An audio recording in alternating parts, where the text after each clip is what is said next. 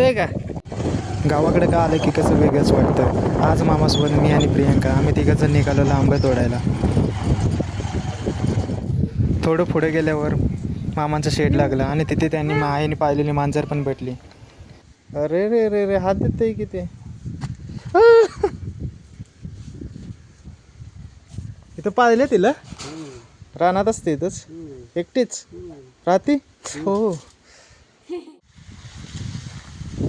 प्रियंका, रस्त्यात जाता जाता आल्याचं शेत लागलं. मामा सांगत होता की आल्याचं पीक काढायला किती मेहनत लागते. ते ऐकून खरंच जाणवलं की गावातला प्रत्येक घास किती कष्टाने मिळतो. मामा सांगत होते 1 एकर आलं लावायला किती खर्च येतो.